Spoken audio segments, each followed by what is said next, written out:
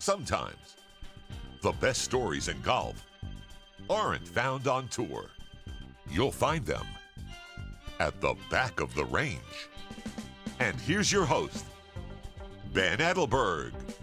And once again, welcome to the back of the range. I am your host, Ben Adelberg. This is episode 209. My guest on this episode is returning to the back of the range for another episode, and for good reason. After capturing the 2021 Western Amateur Championship, I had to get Michael Thorbjornsen to join me again for a conversation about his fantastic summer of amateur golf. He didn't have the best freshman season at Stanford, which we spoke about in depth, but he turned a corner at the Sunnyhana and at the Northeast Amateur. And if you saw what happened at the Mass Amateur Final against Matt Parziale, well, you sure weren't surprised to see what he did at the Western Am. Course record 62, medalist honors, running through the Sweet 16 to win the championship. He basically won the Triple Crown at the Western Am. Before jumping into this episode, remember, follow along on Facebook, Twitter, and Instagram. Every episode is available at thebackoftherange.com. Also, another thank you really needs to go out to the Western Golf Association and Glenview for the amazing week that I had at the Western. As I said in the last episode, I was on the road for a month. I saw a ton of golf, worked and met with some incredible people, but the attention to detail displayed by the entire staff at the Glenview Club and the collaboration between the Back of the Range and the Western Golf Association, remember, they announced this collaboration back in the spring.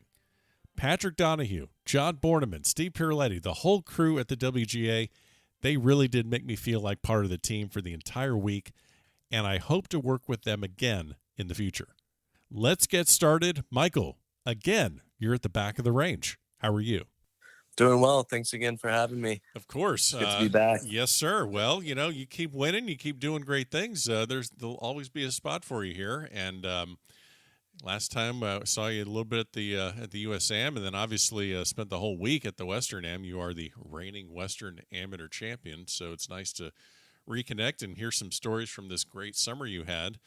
Before we jump into the summer, you are an incoming, well, not incoming, you're returning to Stanford as for your sophomore season. But Stanford's on a little bit of a different schedule than a lot of the programs in the country. We were just talking about that, a lot of the teams are back at school and they're showcasing all their new gear and first day of practice and photo day and all that stuff. Where are you right now, Michael? Yeah, I'm currently at home in Wellesley, Massachusetts, twiddling my thumbs. Because your season doesn't start for a couple weeks, so you're just kind of, what are you doing to keep yourself sane right now? I can't even fathom what you're going through. Yeah, basically, I try and sleep in as much as possible to take a couple hours off the day. Okay, solid, smart. I'll find my way over to get some food and then head to practice, hit a bucket of balls just to stay in shape and everything. And then after that, come back home, work out a little bit, get dinner, and then call it a day, basically. Wow, you really are exerting yourself to the highest limit, aren't you? You're really pushing, really pushing the envelope. I feel like I got you out of bed. I mean, it's basically 10:30 a.m. I mean, I feel like you're just kind of like, all right, time to start. It's time to start the day here. Well, you're going to be heading back to reality pretty soon, and right. Well, I don't know if you want to call Stanford reality. That seems like just an elevated version of reality where you have extremely challenging classes and a lot of practice. So it's probably good that you're catching up on sleep. We'll talk about your summer, which was just excellent, an excellent summer campaign of amateur golf. But last time we spoke was earlier this year in March, and a lot of the things we talked about on that previous episode was, a lot of your junior career and, the great experience you had at the Walker Cup practice session. And then just, really, I don't think you actually were on campus yet. That episode launched in March, probably right around the time that you made your collegiate debut, I believe, at the Cabo Collegiate in Mexico. Walk me through a little bit about what the kind of adjustment period was like for your first season at Stanford. A lot is different from college golf. compared to junior golf. Yeah. Just starting off by just being at school, living at school, practicing with the team, traveling with the team. That was a first. I've never really been a part of a team like that before. Sure. Where everything I do isn't really by myself. I always have my coaches and fellow teammates that I'm thinking about. As for the tournament process and how that went, it was definitely probably some of the worst golf I've played in years. Didn't have any, I don't even think one solid finish, but fortunately I did have a couple good rounds out there. So the confidence wasn't too high, but just understanding that this is my first year in a new environment, it's going to take some time to kind of adjust and get used to things. If you had to pinpoint, we could talk about, okay, maybe there was something in your swing or something that just you weren't comfortable with on the golf course or just new environment. Are you able, and this is something that, junior golfers can really learn something from this, or people that are maybe entering their second year of collegiate golf. Can you pinpoint maybe any things that maybe were tough for you to overcome that you're going to have an easier time with as you go into your sophomore season? Probably just the fact that I'm closer with my teammates and with my coach, just understanding that they always have my back. I already knew that, but going out there representing Stanford and the whole crew, it's just a lot of additional pressure put on yourself.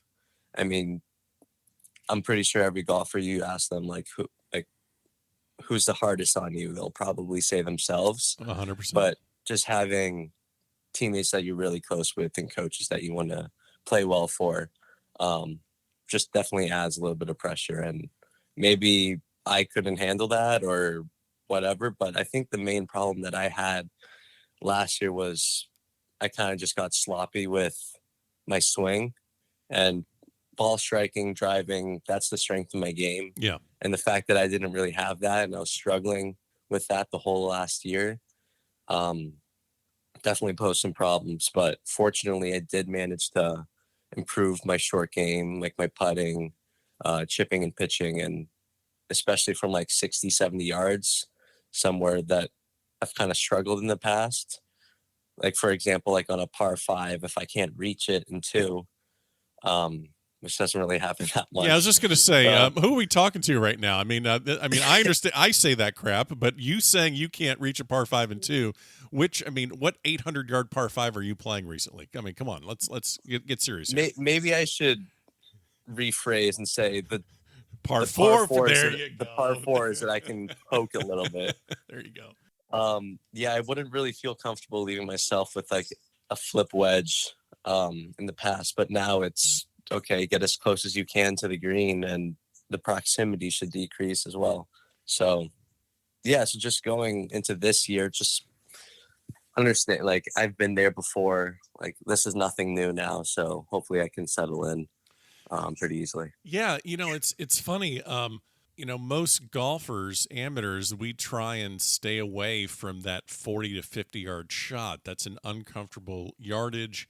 It's not something we want to find ourselves in a lot. So typically, speaking as an old guy, as a mid-am, when I'm playing a par 5 and I know I can't get there in 2, if I hit a good drive, I have a shot, obviously, 275, I can't reach the green. Well, I don't necessarily want to hit 3-wood and leave myself 30, 40, 50 yards. I want to, lay something up to, 105, 85, where I have a full wedge of some sort. Right. But I guess with your game, you almost have to make that a strength, because if you don't make the 40-yard wedge shot a strength in your game, you're basically making your length useless, because you're gonna take driver out of your hand if you can't get that 40-yard wedge shot mastered.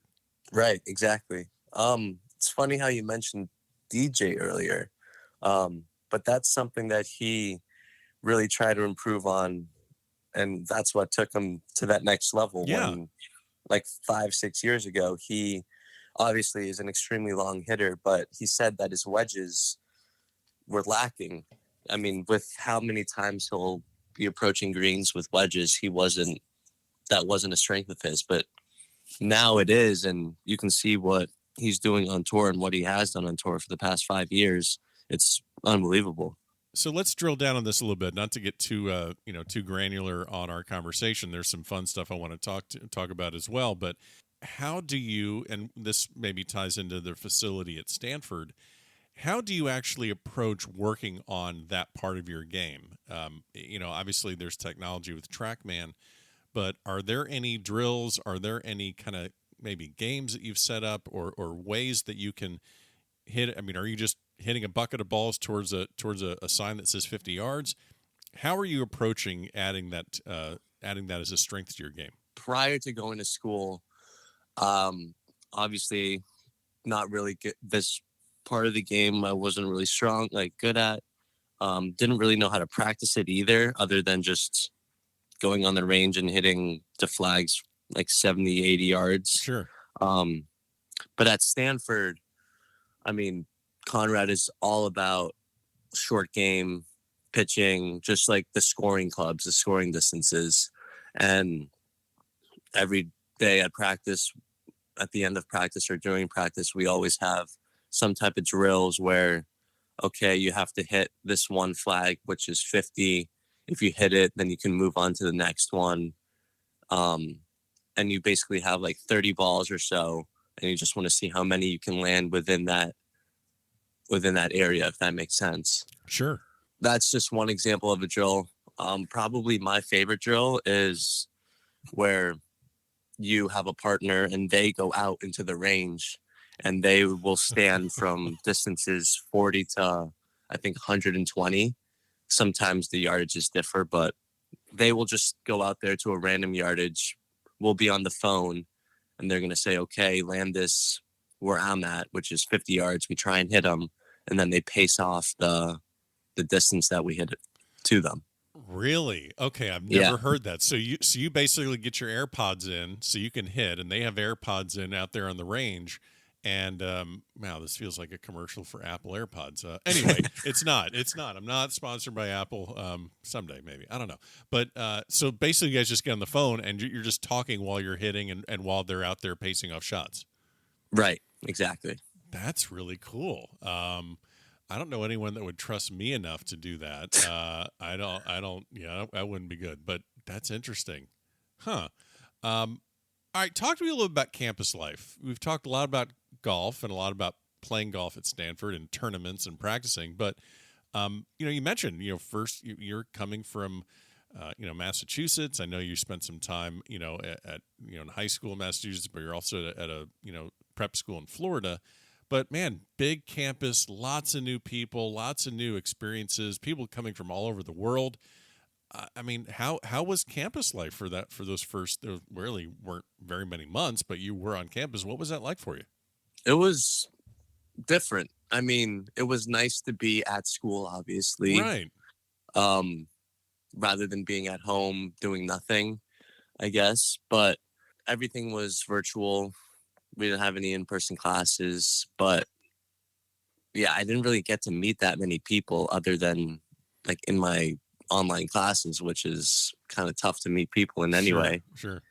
But yeah, so I guess I really try to focus on getting to know the team as much as I could. Yeah. I mean, we all live together in the same hallway, so just knowing that I always have someone there if I need help with like schoolwork or if we want to go to the range together or whatever, just always knowing that I have someone to keep me company was very nice.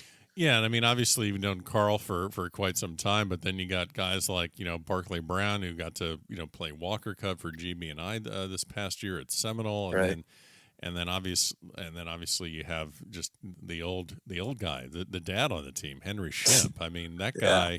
That guy obviously can help you with homework. I think he's a professor there by now. He's been there so long.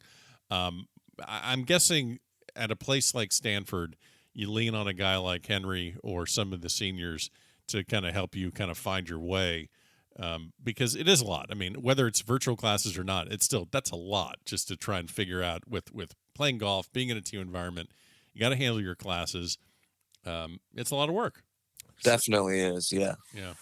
So let's talk a little bit about this summer. We just talked a little bit about your freshman season.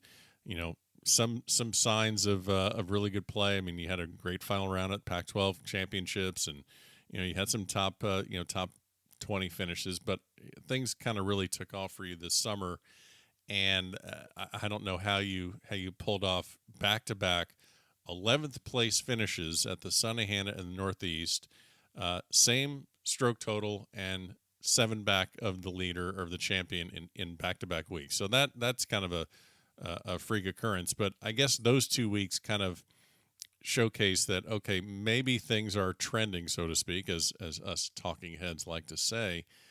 What started clicking for you right around those 2 tournaments before you head into the Massachusetts Amateur? I think probably just the fact that there's nothing else I really need to worry about other than my game and getting to those tournaments. Okay. Last summer, I mean, I'm pretty sure you can remember me at Bandon Dunes grinding out my project. Oh yeah, you in the lobby of Bandon Dunes. I think you're lost in match play, and I'm in there with the USGA working on media, and you're in the lobby in front of a laptop, and like I went on the course and came back several times. You didn't move for like 6 hours, so that was very memorable. So go ahead. Yeah, last summer you're working on classes. Yeah, so this summer I decided not to take any classes, just see how that is, and also I feel like if I don't have anything to worry about, then I can just be completely focused on the golfing part. I think that definitely helped a lot, as well as kind of just taking apart my swing and just working with my dad a lot, making sure that the swing is strong and stable so that I can play these tournaments rather than just hitting on the range, hoping it's straight and whatever. Sure. So it took a week or so probably to adjust back to the proper, more correct swing that we've been wanting. And yeah, I mean, with the amount of time that I had after school ended and that first event, Susquehanna at the end of June, I had definitely enough time to get ready for that. So you have 2 great events there. I mean, these are 2 of the marquee summer amateur invitationals throughout the country. I mean, the fields are fantastic. So, you pick up, I'm just going to give you 2 top 10s. I mean, I can't say, 2 top 11s. I don't know how that works. But anyway, so two really high and solid finishes.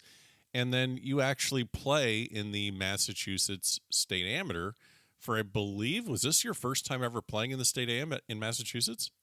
Yes, it was. Yeah. And I guess some people would say, like, well, wait a minute, you grew up in Wellesley, Mass, and was it just it worked with your schedule, or what was the decision process to play in that? I mean, they have fantastic tournaments. It's one of the best state golf associations in the country. People are probably curious, why wouldn't you play in it before? But I'm also curious, what was the decision to play in it this year?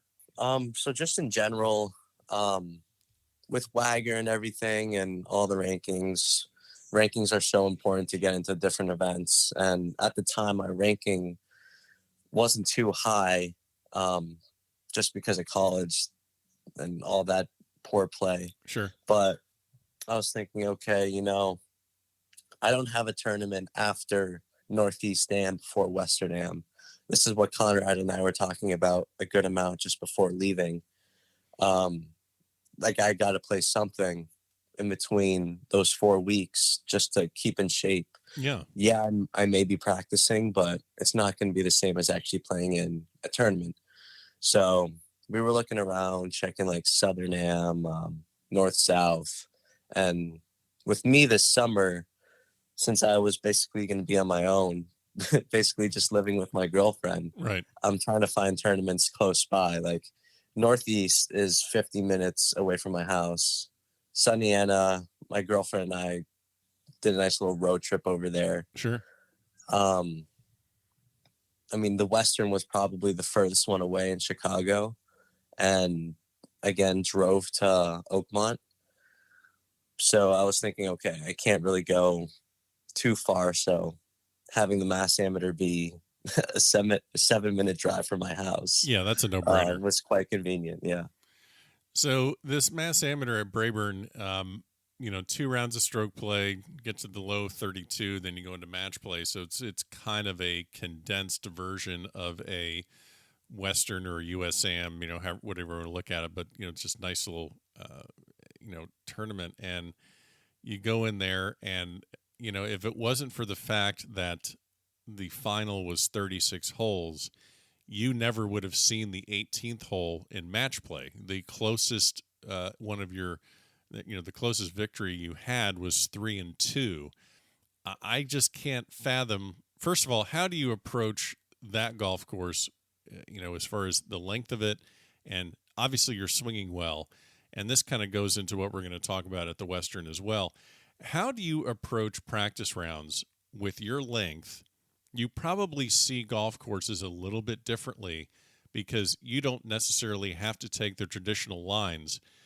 But you also know that weather can change from day to day. So when you have a practice round, are you looking at, okay, this is the green light line off the tee if there's great, wind and weather conditions, or this is what I should probably do if the weather, how do you look at your lines off the tee in a practice round?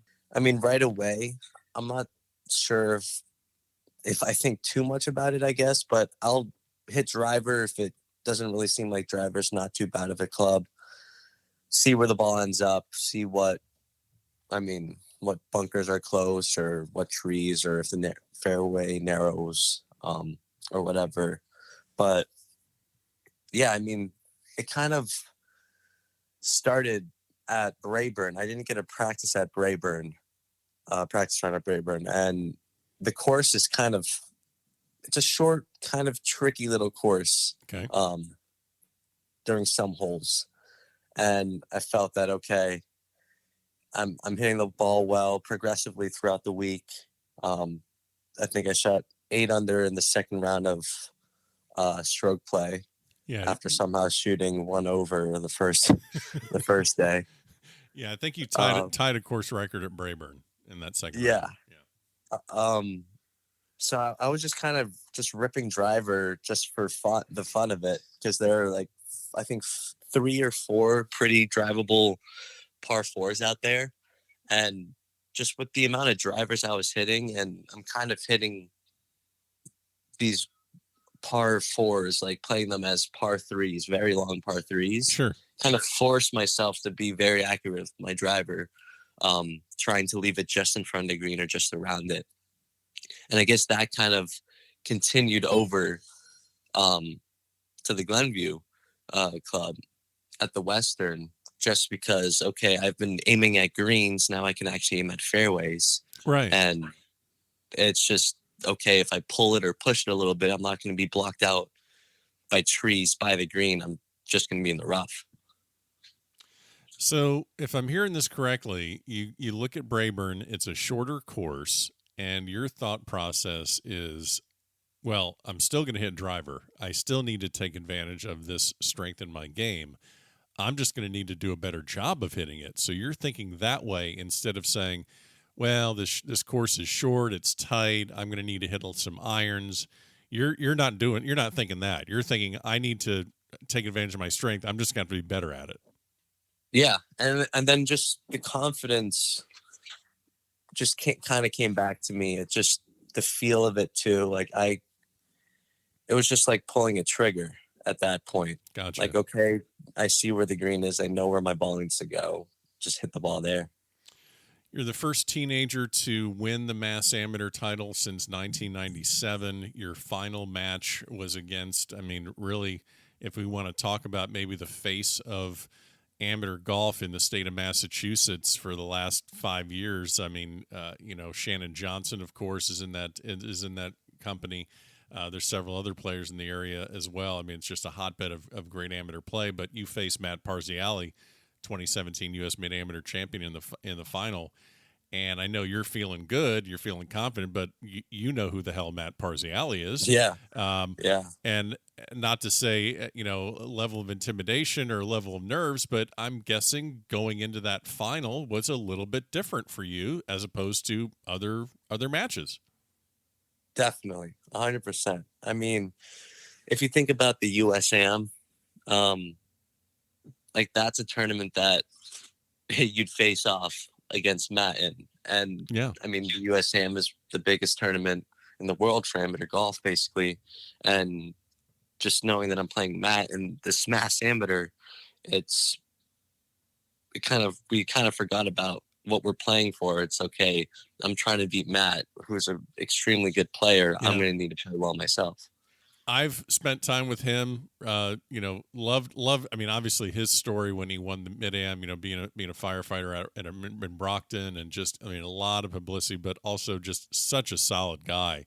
Right. And and you beat him 8-6, but I'm guessing he was incredibly gracious and just was kind of like, hey, I'm playing against a 19-year-old kid that's just taking lines that I'm not taking. Obviously, you're thrilled to win and have your name engraved on the trophy, but what was the day like, just the conversations in between shots and just the camaraderie of like, hey, it's 2 USGA champions in the final?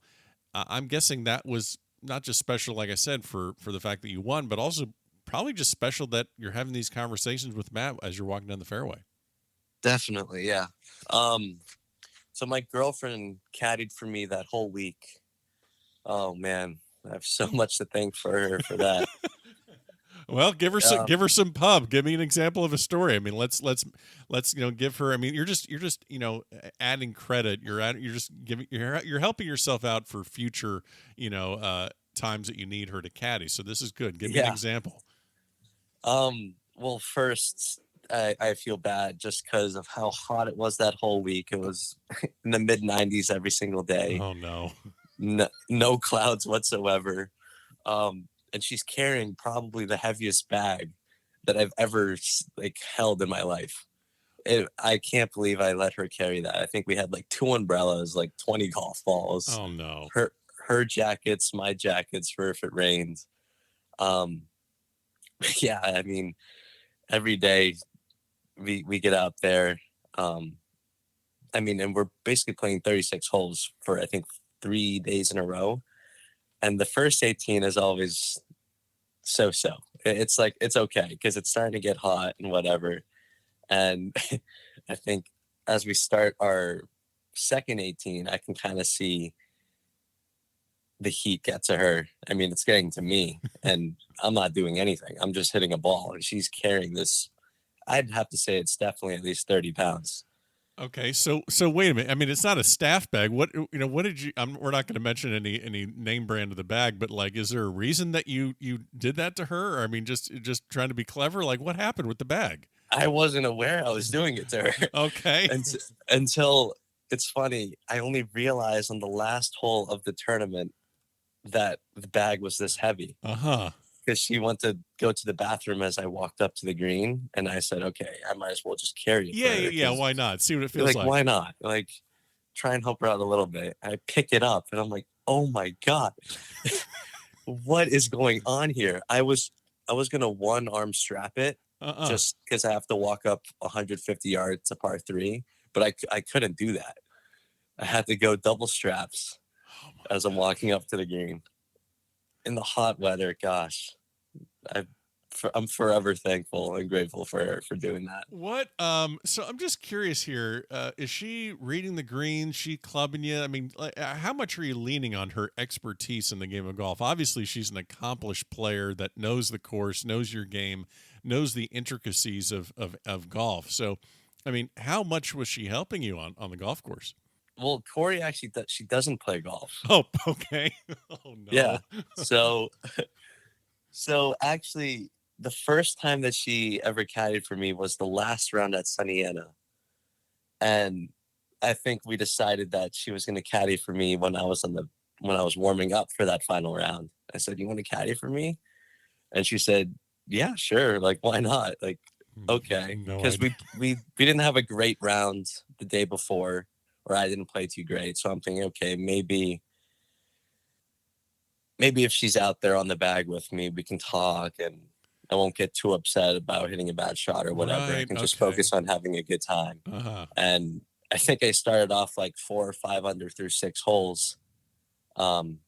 Eventually shot like 3 under or so or whatever. But after that, I definitely knew, okay, with her on the bag, I feel like I'm just like a better person, a more pleasant person to play with. Keep going. This is good stuff. This is really going to help you in the future with her. This is good. Yeah, keep going. You're a better version of Michael Thorbjornsen with your girlfriend on the bag. That's what you're saying. Yeah, you can quote me on that. We're leaving that in because I mean, just at any time you need to refer her back to this episode, it's going to help you in the future. This is good. This is good stuff. Yeah, going back to that last round at Sunny Ana, just one funny moment on like hole 5 or so. We started on hole 10. So I think, 14, par 3. Hit my shot on the green, and I'm looking at this putt, and it's kind of like a double breaker. You could see it going left a little more, or you could see it going right. So I call Corey over. I'm like, you know what? Why not? Like, we're just out here having a good time. Sure. Like, Corey, what do you think? She says, and she goes, I don't know. I think maybe a little left, because I had a feeling she was going to say left because the general slope of the green, right to left.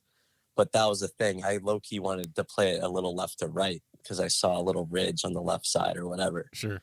And so now she's standing. I'm putting toward her, if that makes sense. Yeah. And she's like behind the hole. Uh-huh. So I hit the putt, and you can see it's left, but then it comes right back, right in the center of the hole. And so I get my ball, walk up to her, and I'm like, okay, Caddy, listen, I'll do the green reading from here on out.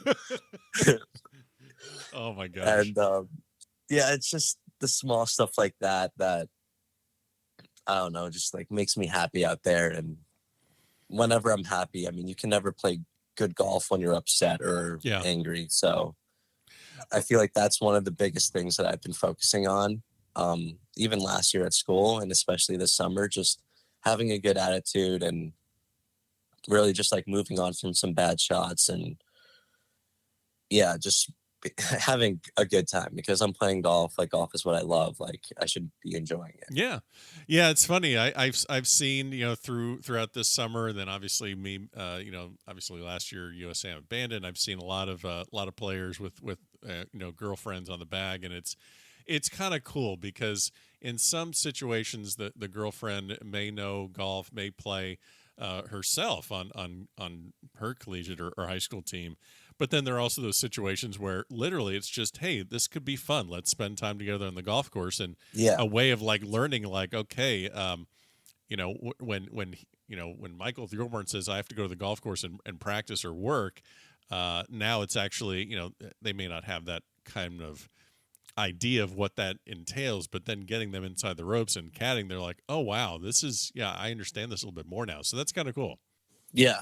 Corey really knew nothing about golf prior to us dating, and now she's a championship caddy now. Yeah, I know. And I think that's pretty cool that I've done that to her, just like open her eyes to the game and like everything that the game brings, like, with it. She says that it's one of the most interesting sports like ever, just like with how mental it is and how precise you need to be with your irons and drives and whatever. Just one small miss here can result in some pretty disastrous stuff. Hey, that's an awesome memory that you guys had this summer, and I mean, shit, you gotta hold up your end of the game. She's a championship caddy, so you need to keep things going. Now, we're gonna go into the Western, which is where really you have this dominant performance. Really from start to finish, you set a course record, you win medalists, you run through match play pretty well unscathed. I think you had a couple matches there that were a little bit touch and go, but you go to the Western. Now, first of all, let's talk about all the great things that your girlfriend did at the Mass Am. You effectively fire her to go with your friend Drew Cohen, and then he's on the bag. So I guess we're talking about caddies now. Let's give Drew. I feel like we're talking about everyone else except for you. So talk to me about getting Drew on the bag, one of your childhood friends. He's getting better with the media attention. I had to work with him a lot that week, but he's getting better. Yeah. Yeah. But you two were just really just like, two kids wandering around the golf course, just having a blast. Give me, how did the phone call to Drew happen to get him on the bag? So basically what happened was it was me, Drew, and Parker. Parker's like our third in our trio, right? I'd say. And so we're all just hanging out in Massachusetts. This was right after the Northeast, because Drew caddied for me at the Northeast Dam. And so he got, wow, you're just switching back and forth. You just got to commit to one caddy. I mean, come on now. Yeah, I really do. I mean, maybe the rules will change. We'll have them both on the bag. Yeah, I don't know about that, but I think Drew's going to lose this in the end. But go ahead. I'm sorry. Yeah, so he caddied for me at the Northeast, finished 11th. We had some good holes out there. So the history with Drew and I is we've been close ever since like 7th grade. He was a huge golfer, played in AJGAs. He went to IMG Academy with me freshman year for golf.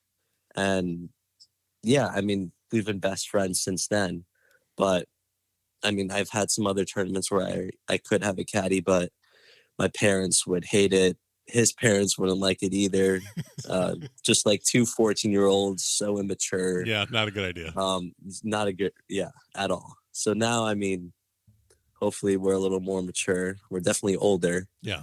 So now I feel like I can make those decisions for myself, be able to trust myself and trust Drew that we can focus out there. And yeah, so I mean, after seeing that at the Northeast Dam, I'm like, okay, Drew and I aren't the same like kids that we used to be, so we can actually like focus up and do something pretty cool.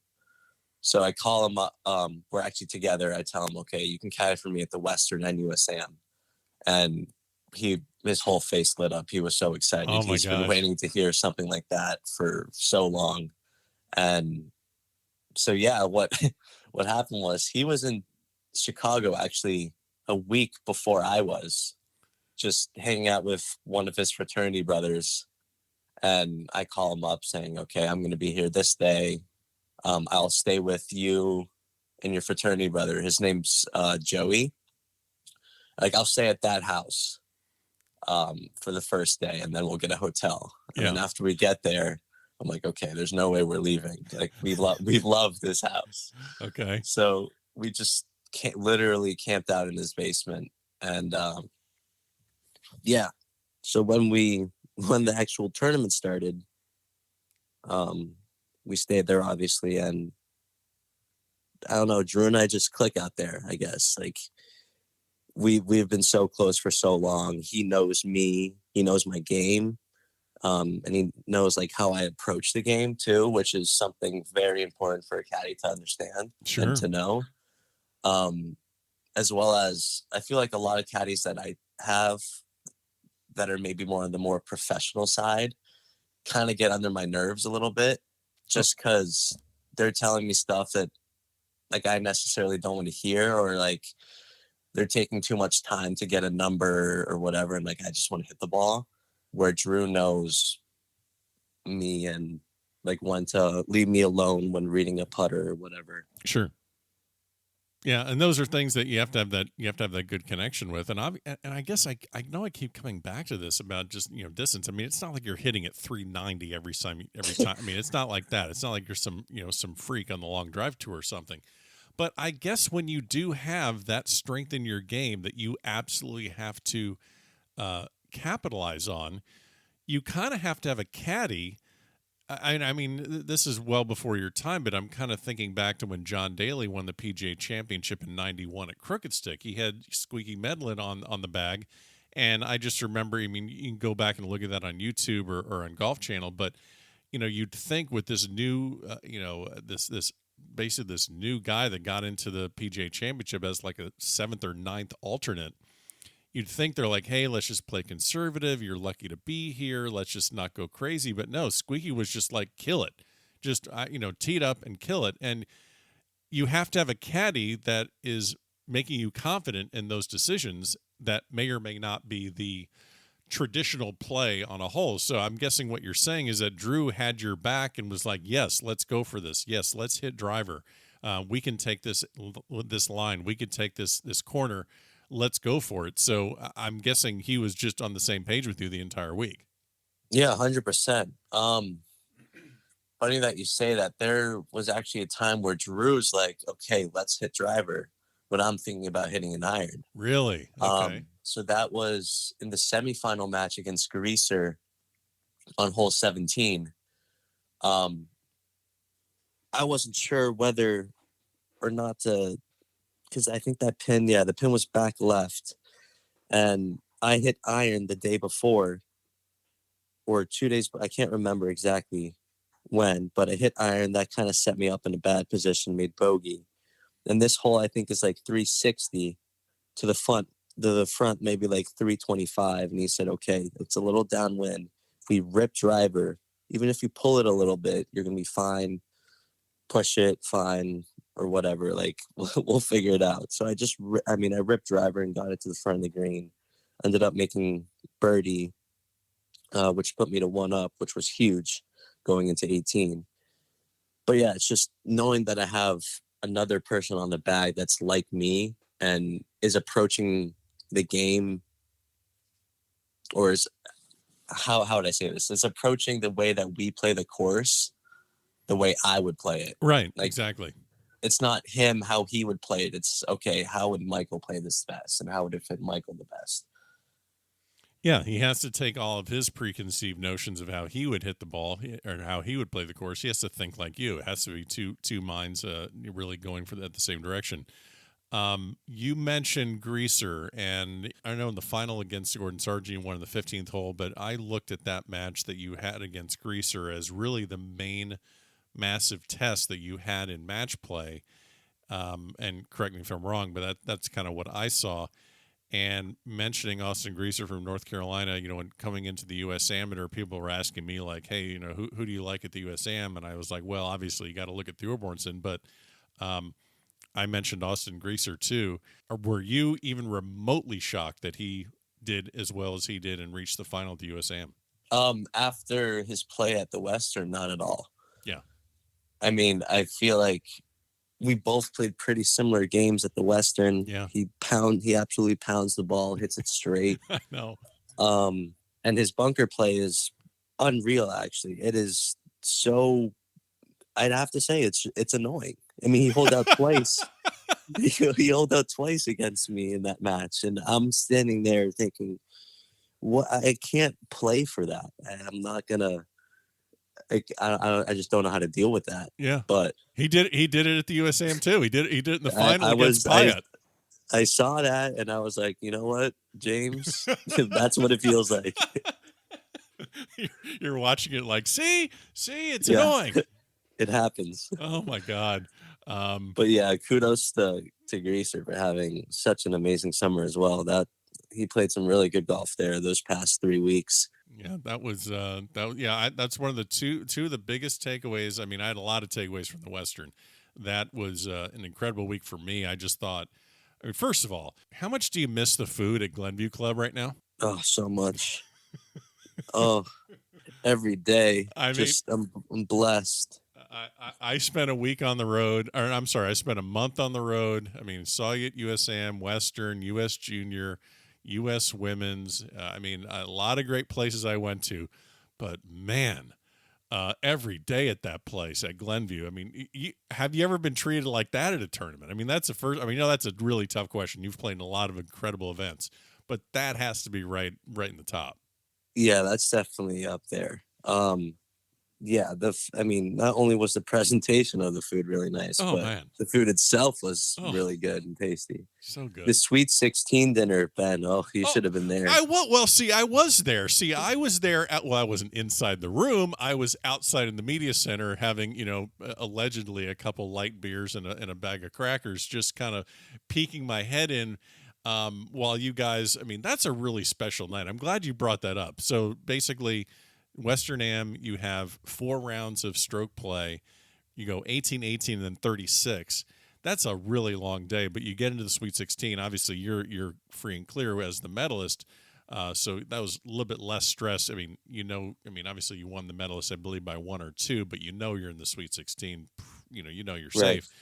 But so yeah, take me inside. What's that dinner like? I mean, the food, but also just the experience. Yeah. Carl has talked about that dinner a couple times and how pretty like special it is. And Yeah. I'm thinking, okay, well, most dinners usually are kind of boring and Yeah. long and kind of like what's the point? Whereas this one was pretty special. I really enjoyed it a lot. Fortunately, I was sitting next to Carl. Carl and I were at the same table, and so we had, I think, the president of the Glenview Club there, the president of the WGA was at that table as well, and got to talk to their families a little bit, which was very nice. And the dinner itself, we had 2 entrees. Can you believe that? Okay. And it was funny because no one knew we had 2 entrees until they actually handed out the second entree, because we thought that there was a typo on the menu or the schedule. Okay. And we're thinking, okay, so we get scallops and pasta for entree 1, and then we had a fillet with the biggest piece of shrimp that I've ever seen in my life. I think the shrimp was bigger than the fillet. Oh my God. But yeah, the food was amazing. And then they did that nice skit where they brought up the players, introduced the matches, and just like asked us some questions about, I don't know, like golf from that week and also like from college and stuff like that. It was just all around great vibes. Really enjoyed it, and hopefully I can get there next year again. That's really cool, because I think a lot of it is, I think the other thing that I think that really prepares you for, I mean, you're probably not thinking about it at the time. You're thinking about, wow, I have more golf to play, and I'm probably hungry as hell because I've been on the golf course all day long. But I think it's also, when you probably get some chance to look back at it, you're thinking, this is giving me more experience having conversations, high-level conversations with titans of industries and dignitaries of golf associations and, presidents of a club, people that, sure, they can look at your score, but you probably want these people to know you more and know your personality, know your life experience, as opposed to there's the guy that's the medalist, there's the guy that hits the ball far, as opposed to just right. So I mean, it gives you good kudos to you to taking advantage of that and actually enjoying the experience, as opposed to, okay, it's another dinner. Right, exactly. Yeah. I mean, getting to know people or having people get to know you, right, not just as a golfer, but as a person. You go into this match play portion. It's just a long, and it's funny. Obviously, this happens before the USAM. It happens before the U.S. Women's Am. But in both the USAM and the U.S. Women's Am this year, the number 1 seed lost to the 64. Now, obviously, there wasn't a 64 there. You're playing against the 16 seed. But were you pretty comfortable going in as the number 1 seed, or did you have any thoughts in the back of your head that, okay, number 1's great, but that 16 guy is basically coming at me with everything he has because he has nothing to lose? So I think my mindset about like being number 1 seed or whatever kind of changed throughout the week. I guess I kind of forced myself to change it because, I mean, starting off first day of stroke play, Drew and I are thinking, okay, it's going to be a long 3 days, 4 rounds. We just got to play solid, just chill out there, shoot a couple under, make a couple putts, and we'll be fine by the end of the week. So we get there, ended up winning medalist, and we were so hype about that. I mean, they had the scoreboard wrong after 17 holes, so we thought we had the birdie to win and this and that. And but by the end of it, when we won, we were so stoked. We said, okay, like, who cares about being a 1 seed or 2 seed? Like, being a 1 seed is the same thing as being a 16 seed. So I'm not thinking like, oh, I'm held up there at like a higher level than that 16 seed. We're just the same person. We're Gotcha. in the same pool or whatever. But there were times where we're like, okay, we're the number 1 seed. Like, it's not like, oh, the 1 seed curse. It's okay, we're the 1 seed. We're number 1 right now. Everyone, I just beat everyone in stroke play. So that's some confidence that we definitely took into the match play portion of the event. Well, it obviously served you well. You just, had a really great, obviously you end up being the champion. Really, like I said, just kind of had a incredible week where you're setting a course record, shooting 62 and winning medalist, winning the championship. And obviously it helps you with confidence. It helps you with your rankings heading into, a year when, next year, or 2023, you got Walker Cup coming up at the old course in St. Andrews. Obviously that's going to be on your radar after, being at that practice session at Bay Hill. So obviously it helps you. And I'm imagining it's going to help you leading into a sophomore season at Stanford. Definitely. Yeah. I mean, we all know, every player out there knows that they can compete with the best. Almost anyone has a chance to win each and every week. So just actually being able to do it and win and pull it off, that just gives me so much confidence that it's there. Like, everything's okay. Like, just keep working on what I've been working on, and things will turn out okay. Well, you're going to head to Stanford for your sophomore season in, I guess, a couple weeks. I'm going to get you out of here. I really appreciate the time, as always, and glad we reconnect and talk about your summer. Before you head back to Stanford, though, you need to make a pit stop, apparently, in Wisconsin, of all places. Yeah. So your last summer trip, your last hurrah before getting back to school and being a college student, what are your plans in Wisconsin, and why haven't I received an invite yet? That's really the main question here. I mean, what's going on in Wisconsin? I think I mentioned Parker, our third in our trio. He goes to Michigan, so I think he's going to be making the trip over to Wisconsin as well, and we're going to watch the Penn State-Wisconsin game, football game, on Saturday, and then the rest of the week is really up for grabs. We're just going to hang out. They have a house right on the lake. And this is Drew, right? This is your caddy, Drew, again. Yeah, this is Drew. So we're just going to enjoy our last couple of days of summer together and get ready for school. There you go. Sounds like some 14-year-olds getting together, but now they're a little bit older. Yeah, there's going to be trouble, but I hope not. Well, I mean, not too much, just a little bit. Yeah. As always, sir, fun to connect. Great summer. Really great performance at the Western, and obviously Susquehanna, and excited to see what the fall season brings. I know you and the rest of the Cardinal are getting geared up. Got some good tournaments coming up. I'm sure I'll see you out on the road at some point. And as always, appreciate you stopping by the back of the range. Thank you again, Ben. Really appreciate you having me here, and looking forward to the next time. And there you have it. Special thanks to Michael Thorbjornsen for joining me on this episode here at the back of the range.